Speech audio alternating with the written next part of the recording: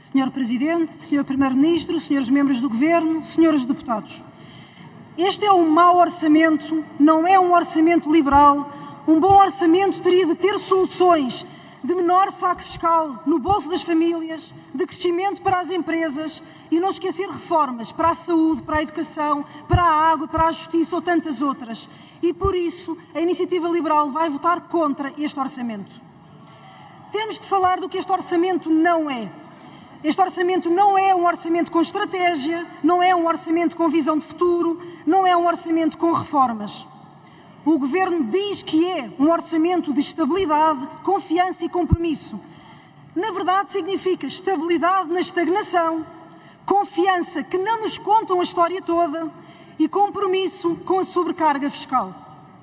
Vamos concretizar exemplos sobre as famílias, empresas e mais enganos. Comecemos pelas famílias. Não se atualizaram os escalões de IRS por forma a compensar o aumento de inflação de 2022, representando na prática cortes reais dos salários. O salário mínimo nacional passará a estar sujeito a IRS a partir de 2024. Logo no orçamento que dizem ser às famílias primeiro, logo no orçamento que dizem responder às famílias de menores rendimentos. E o IRS jovem? O custo orçamental da ampliação do IRS jovem são 15 milhões de euros. 15 milhões de euros numa receita fiscal de IRS que são mais de 16 mil milhões de euros. Pouco é melhor do que nada, mas é insuficiente para deixarmos de ter o fluxo de saída dos jovens. Folgamos pelo menos a ver o Governo a admitir, afinal, que a elevada carga fiscal é um tema importante para atrair e reter os nossos jovens.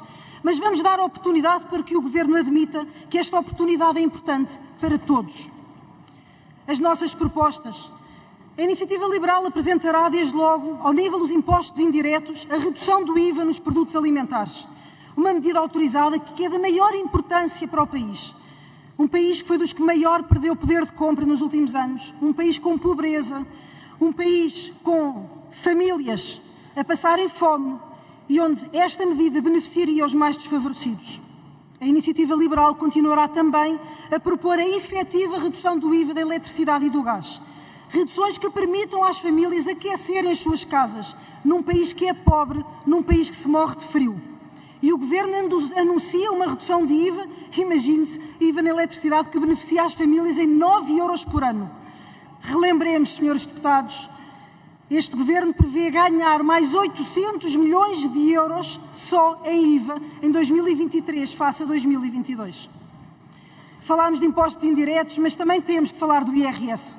Sim, também vamos ter a nossa proposta de IRS e a nossa proposta trará ganhos para os rendimentos mais baixos e será neutro nos rendimentos mais altos. Uma proposta que aumentará os rendimentos, seja de funcionários públicos, privados ou a recibos verdes. E vamos propor também que os empregadores, se assim desejarem, possam dar um subsídio de habitação com o mesmo tratamento fiscal do subsídio de alimentação. Soluções. Estamos a falar de soluções.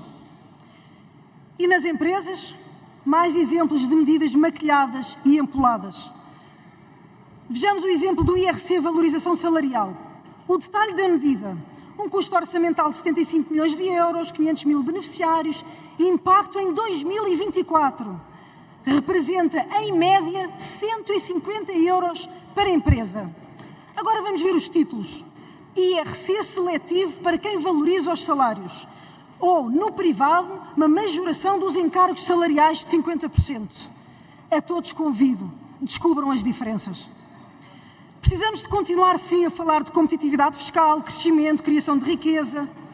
E sim, a Iniciativa Liberal vai continuar a apresentar neste Orçamento de Estado a redução de taxa de IRC, a eliminação da derrama estadual e vamos apresentar uma nova proposta que alivie custos e burocracias para profissionais liberais e trabalhadores independentes. A nível fiscal, é preciso diminuir a carga fiscal, simplificar e dar estabilidade fiscal às empresas. Nós não nos podemos acomodar. Nós não nos podemos acomodar a estar na cauda dos países desenvolvidos em matéria de competitividade fiscal. Nós não nos podemos acomodar a ser um país pobre num clube de ricos. Nós não nos podemos acomodar a esconder perante falsas convergências. E, Sr. Primeiro-Ministro, senhores membros do Governo, os portugueses sabem que não estamos a convergir. Os portugueses sabem quando olham para os bolsos. Os portugueses sabem quando pensam em emigrar. os portugueses sentem quando imigram. E nestes dias vem também o Primeiro-Ministro e o Governo falar de lucros inesperados. Veremos a proposta, mas também já reconhecemos a forma normal de operar deste Governo. Nunca opta por opções que devolvam dinheiro às famílias, nunca optam por soluções de cobrar menos impostos. A prioridade não está nem nunca esteve em aliviar o esforço fiscal. O Governo acha sempre que sabe gastar melhor. E quanto aos enganos, tantos enganos, vamos falar nas contas certas. Não se verificam as contas certas na opacidade de não estarem os riscos no Orçamento de Estado da TAP e do Novo Banco. Não se verificam na saúde, onde conseguimos ver o Governo a fazer propaganda de regularizar dívidas em atraso. Não se verificam quando o Governo considera o aumento do salário por um lado, mas esquece ou omite 362 milhões de receita adicional por este motivo.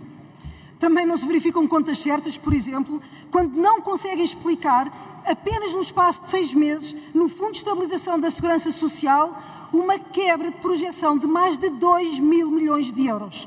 Não conseguem explicar variações de magnitude deste Fundo de Estabilização. E a todos, não foi um ministro, foram 2 ministros que não foram claros em relação a este tema. Em suma, contas certas? Não. Mas não são no Governo, mas ainda são menos nas famílias, porque têm os bolsos vazios por causa deste Governo. Há 6 meses, quando aqui estivemos a debater o Orçamento de Estado, falámos no conceito de resiliência.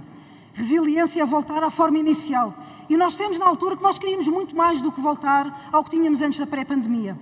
E continuamos a querer muito mais. Nós queremos mais de crescimento, queremos mais de ambição para Portugal. Aliás, esta incapacidade de transformar Portugal em algo melhor vê-se também no súbito desaparecimento da celebração do PRR e do volume de fundos de sempre. É a manifestação desta incapacidade.